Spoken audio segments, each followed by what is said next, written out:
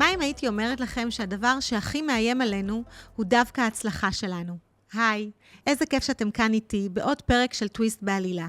בפרק של היום אני רוצה לדבר על משהו שקורה להרבה מאוד אנשים מצליחים, אבל כמעט אף אחד לא מוכן להודות בו. האתגר שמגיע ממש אחרי ההצלחה. זה הרגע שבו הכל עובד, הכל נראה מבטיח, ופתאום משהו מתחיל לחרוק. האנרגיה יורדת, הרעיונות פחות זורמים, והתחושה היא, רגע, מה השתנה פה? וזה קורה בדיוק כשאנחנו בטוחים שאנחנו הכי חזקים. אני רוצה לספר לכם על בעל עסק גדול בתחום האירועים.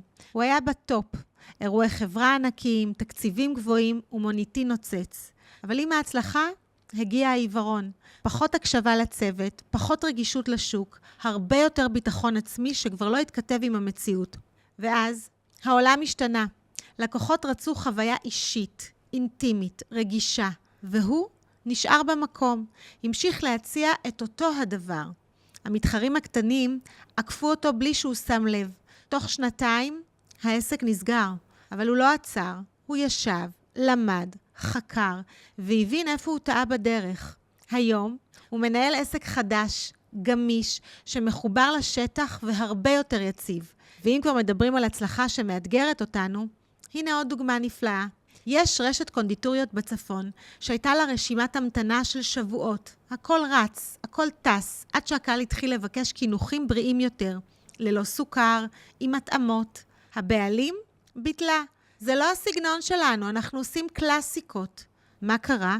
עסקים קטנים התחילו להציע בדיוק את מה שהלקוחות ביקשו, והם התחילו לאבד את הקהל. ואז הגיע רגע של אומץ. במקום להילחם בקהל, הם החליטו ליצור ליין בריאותי, לצד המוצרים הקלאסיים. הם עשו קורסים, למדו מחדש, התאימו מתכונים, ואפילו הכניסו שף מתמחה בתחום. תוך פחות משנה, הרשת גדלה פי 2, לא כי חזרו למה שהיה, אלא כי העזו להשתנות בזמן. ואני אגיד לכם את האמת, זה קרה גם לי. הייתה תקופה שהרגשתי על פסגת העולם. הכל עבד חלק, כל הכוח נכנס, כל רעיון הצליח, אבל ההצלחה עצמה גרמה לי להתקבע.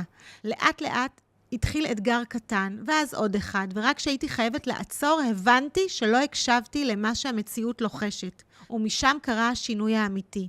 לא דרמה, לא קריסה, פשוט חזרה להקשבה. ומשם הכל צמח מחדש. כשמסתכלים על זה, כמעט כל עסק מצליח עובר אתגר בשלב כלשהו. מותגי אופנה שלא עברו לאונליין בזמן, יוצרי תוכן שנתקעו על פורמט ישן, מאמנים ויועצים שלא חידשו שיטות עבודה, זה לא כישלון, זה תמרור. והתמרור הזה אומר, אל תירדמו על ההצלחה, היא לא יעד, היא תהליך שמצריך תנועה. אז אני רוצה להשאיר אתכם עם 3 שאלות. איפה אתם מרגישים שאתם אולי קצת נחים על ההצלחה? איזה סימן קטן אתם מתעלמים ממנו? ואיזו הזדמנות תתגלה אם תהיו מוכנים לעשות שינוי קטן, או אולי גדול. ועכשיו אני רוצה לבקש מכם משהו מהלב. אין דבר שמשמח אותי יותר מאשר כשאתם פונים אליי, משתפים, מתייעצים, כותבים לי על הטוויסטים שלכם.